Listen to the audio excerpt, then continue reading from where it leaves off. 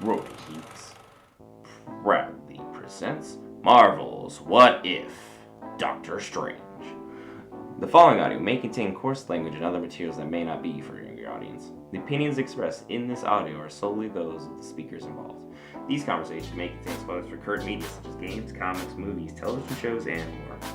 Horny Geeks makes no claim to ownership of various media discussed, simply the opinions expressed. Listener discretion is advised. Be sure to swing on by the Facebook group. We're 1,400 members strong. We've got a Shang-Chi, Legend of the Ten Rings currently out as our banner. Go out and see that, folks. Go out and support. And be sure to come by the YouTube page. We're at 143 subscribers, which is only 1/10 of you on the Facebook. So we need some of y'all to migrate on over. Hit that subscribe button. It's free. And hit up that link tree for the audio-only versions of all the content that we got going on. Without further ado, we got Marvel's What If, and we have special guest, What If, D's Nuts, Tony, on the call for Doctor Strange. How we doing? Hey man, I'm good. That was a pretty good episode for me And then we got because I below me, we got that Watcher.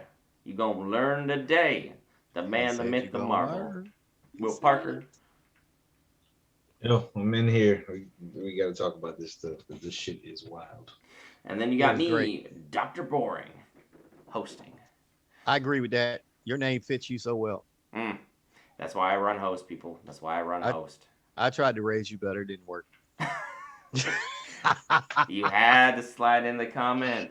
You had to slide in. Shenanigans. Without further ado, Will, your initial thoughts and feelings on the episode of Marvel's What If with Doctor Um, Strange. yeah, they did fantastic with the entire thing, especially the lead up, the shot for shots. And so with that, as you see the references, so with that, anyone who's watched the Doctor Strange movie, you understand what's going on throughout the entire situation, how it led up. And I like it. It wasn't any like we didn't have to have a long drawn out like this was going. Like it was literally like the scene, you know what happens. Hey, we're gonna throw you for a loop, and everything just kind of went sideways from there, literally, and it was fantastic. So yeah, I'm just excited to really get into the meat and potatoes of this. Tony, your initial thoughts and reflections. I have to agree with Will. I thought this was a great episode. While it's not the best one, but for a Doctor Strange episode, it was pretty damn good. And it showed that it only takes that one small thing to change everything. And And that's exactly what happened. yeah, and then there was me.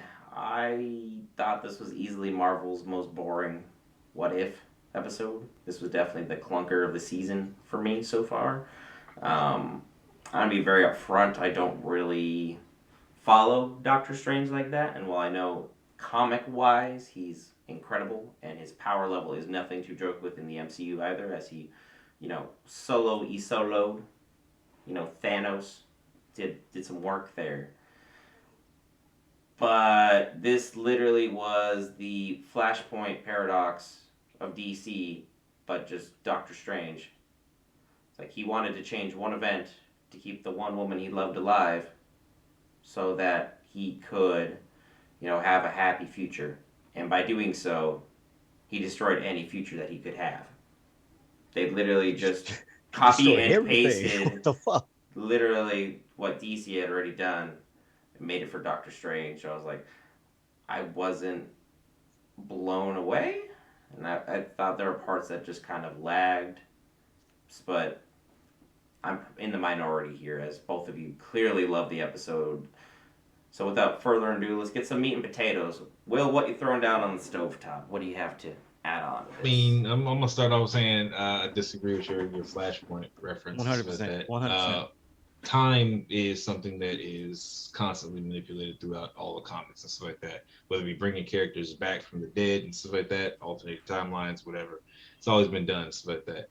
So to say is what Flashpoint's already did, so that nah. This is a whole different take and stuff like that. And this talks about freaking, convergence and absolute points. And with the fact is it brings to light something that's so much stronger. The fact is like sometimes things happen and you can't change them, and no matter what you do, and so that like he went through hell and high water to try and break this absolute point, ended up destroying himself in the process. So the fact that it's a much deeper meaning, it's like that freaking to everything that Strange is going through, freaking is the first biggest point for me. And the second thing is literally with how powerful Strange is and how powerful Strange can become, so like that, and knowing that the version of Strange that we currently have in the MCU, and if you have somebody that's completely unhinged in the shit that they can do and stuff like that, like it gives you a different take on the type of power that can be obtained is with that and the way that that power can be used. And this is a theme going kind of with Marvel right now. So that if you look at the T'Challa episodes with that with Thanos, with that with the flip, and when you guys watch Shang-Chi and so that you'll understand the same thing about how the use of power and where you can go with it. What's your reason for using that power and stuff like that, and what are you doing with it? And again, Marvel is doing a fantastic job. So DC still needs to do some work in terms of you know putting the continuity together for their cinematic universes with that. But I definitely think that this episode was, I won't say it's equal to Flashpoint and stuff like that. Freaking, I want to say that it's pretty good for what Marvel is doing, and so that like as far as manipulating time without getting too detailed into it. I'll be honest with DC, I kind of got a little, you get a little confusing at times and stuff like that, freaking with how much stuff is going on. I think Marvel kept it simple and more baseline than what DC does, but DC does it well. So All right, we got the Dark Lord of DC above. Tony, your thoughts on this episode and any potential DC rebuttal? First of all, I got it. I'm going to agree partly with what Will said, especially about this not being comparable to Flashpoint. The only thing that's comparable is time travel, and that's it. But the difference is Flash, when he went back, didn't get rid of a fixed point. He that's not what he did. He got rid of one point in his history, and that showed that it affected everything, but over time. From once he changed that, time broke off and it kept going. The difference with Strange is when he tried to get rid of a fixed point, which is something that it really cannot be done because that point right there forces you to go to a certain path.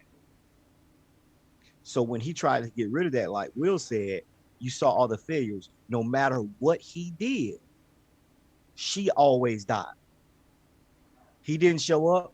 She went home, building blow up. It didn't matter because that is a fixed point. That's not what happened in Flashpoint. Totally different. What it does do is it shows what somebody is willing to do to get what they want, which is what Strange was doing. Now, I will say that I got thrown for a loop when the Ancient One came out and said, "Hey, it's two of y'all." I didn't expect that because I was trying to figure out who was you going to bring into this episode to defeat an evil Doctor Strange. Because not too many people can defeat Doctor Strange one-on-one anyway, but now you got an evil one who is juiced up on demons and shit.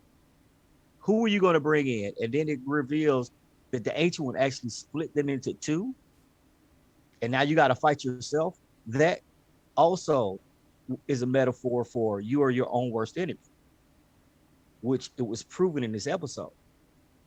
Now, while the good Doctor Strange did lose, you had to believe that that was going to happen because he was just not strong enough going through what the evil Doctor Strange did to himself. And what happened in the end when he won? Everything ceased. Now, I will say I did like the fact that Strange was able to sense the Watcher because not a lot of people can sense him when he's there, but Strange could. And that shows the power level that he was on. So I did like that because a lot of people don't understand how powerful Strange is. So for him to sense the Watcher without the Watcher wanting him to, that right there was a little, okay, I appreciate that. So I enjoyed the episode for what it was. Again, it's not its best one, but if this is what we're going to consider the worst, then this entire series is about to be just fantastic.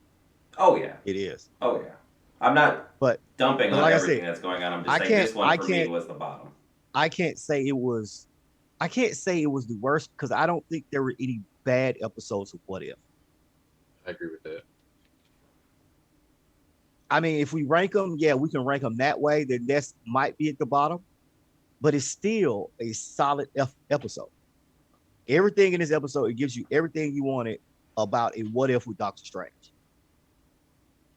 It gave you everything. So that's me. I mean, yeah, those are both excellent points, and I do respect both opinions because both of you are very, very well informed geeks. And yeah, time travel has been done thousands of times in comics. Flashpoint, I thought, was probably one of the pinnacle points of time travel and using it for selfish reasons and having things go haywire, which is that in that aspect of just for selfish reasons using time travel, this is exactly what Strange did. He gave in to the dark urges, the dark temptations of human nature, of refusing to let go and trying to hold on desperately to something that ultimately, even though he's, the sorcerer supreme, even Correct. he could not fix this situation. There was something that the Watcher's like, no, no, this is going to happen. I don't care what you say. This is happening. And then for the Watcher to low key interfere like that and just be like, hey, you need to do this. You need to let go, or everything ends. Is was kind And of and different because we weren't expecting the Watcher to like even be involved.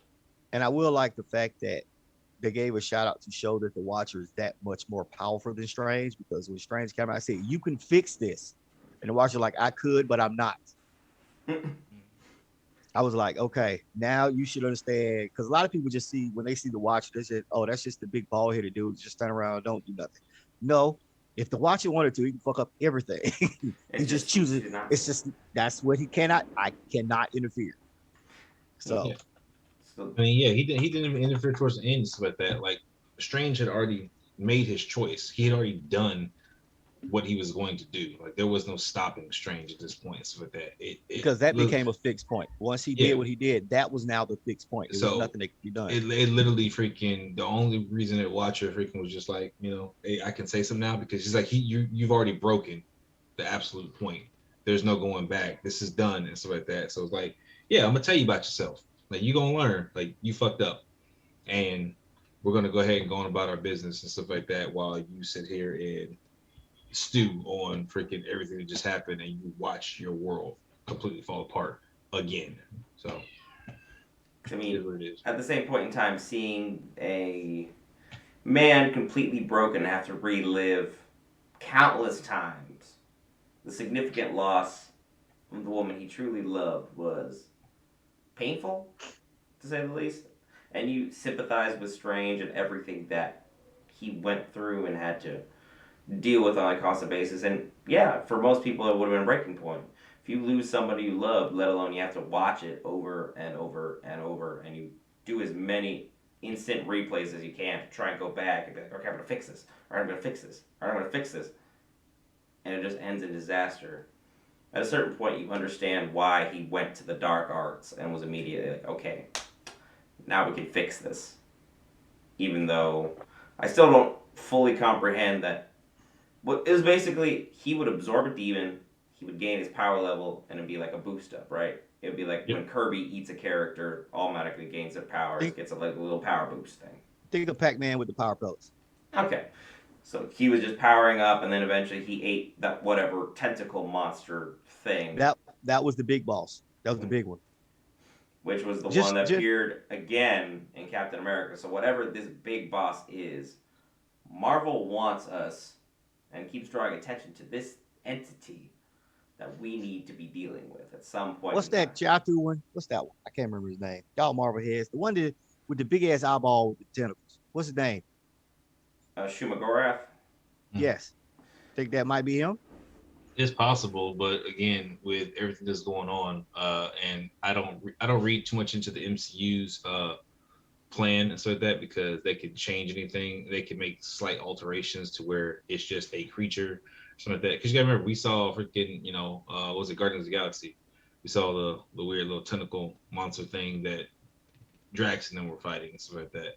Um, they can manipulate anything to be whatever it is to fit their particular story and time, seeing as how this universe stands apart. So it could be a version of Shumagorath, it could be freaking a subordinate that leads to Shumagorath with that. Like it could be anything. So I'm just kind of watching and waiting, but we know that it's still a pivotal picture because even that thing wasn't pulled all the way through. Just the tentacles. He took a couple tentacles and that thing is still floating out there. But again, that was a direct reference to Captain Carter and stuff like that, who has already entered into the timeline with Nick Fury and Hawkeye. So there's a lot of interconnecting pieces moving through the universe, and I'm not sold on every episode being connected as much as I was last time, but at the same time, like you said, it's Marvel. We don't necessarily know what to expect each time, and there will always be a change somewhere. They're very, very good at calling audibles when they can tell the audience or the fans are checked out, and they hit you with this curveball right then and there. Next thing you know, you're back in it, you're back through it, you got something going on. So Yep. they have done a phenomenal job with that. Tony, is there anything else you would like to add or anything you want to call out throughout this episode? Yeah, I don't know why you just being slow and didn't like this episode. But besides that, no, I'm good. A little bit of shade from up top over there. It's not a little bit, it's a lot. Will, anything you would like to add onto this episode? Freaking this Doctor Strange with that was definitely throwing shades of Necromancer and stuff like that out there. Mm-hmm. So like I was enjoying that.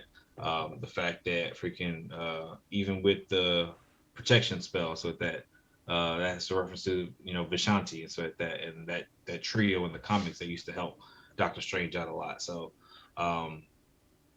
there's a lot of different things, even with Oben and stuff like that. Like in the comics and stuff like that, that is Cagliostro, like that is him and stuff like that. So for the what if, just to show him as the librarian, so to speak, and so like that, is interesting because he's just kind of waiting and watching as well to kind of see what Strange is going to do, and that's like an achievement for him. And so like that, it's like, okay, Doctor Strange wants this, and now he's coming to the dark side. He's doing what freaking I would love for him to do, because he's gonna tear apart the universe, which is something that Cagliostro was keen on doing at some points in time. So there's a lot of little references and stuff like that that really makes a lot of sense with everything that they were putting together and the references to the movie. So hey, everything was great. I'm happy with it. So there's probably a few more Easter eggs and stuff like that freaking to find out. So definitely go hunt for them.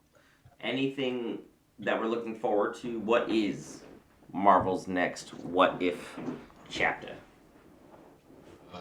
I know we still got freaking we still got Party Thor, and we still got Gamora coming and stuff like that. So and for all you Marvel fans, Can't we'll wait give you Party a Thor. quick apology that we didn't get the video out Tuesday morning or Wednesday morning as per usual. We had something come up. We have full plans of doing it again this week, of releasing right after the episode. That's the only reason I'm here, because they had something else. Yeah, something came up and there were complications. We do apologize, but we will work through it. There's nothing super major. You find it, Will? Yeah, I think we got Spider-Man coming up next. So what if Uncle Ben never died?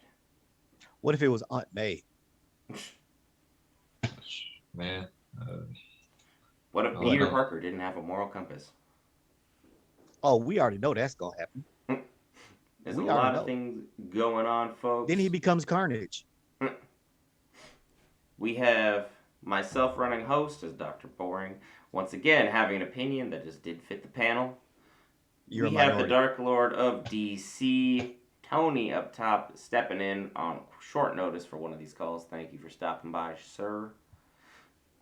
The man, the myth, the Marvel, Will Parker at the bottom, who's going to make you learn today about all things Marvel. Without... Huh?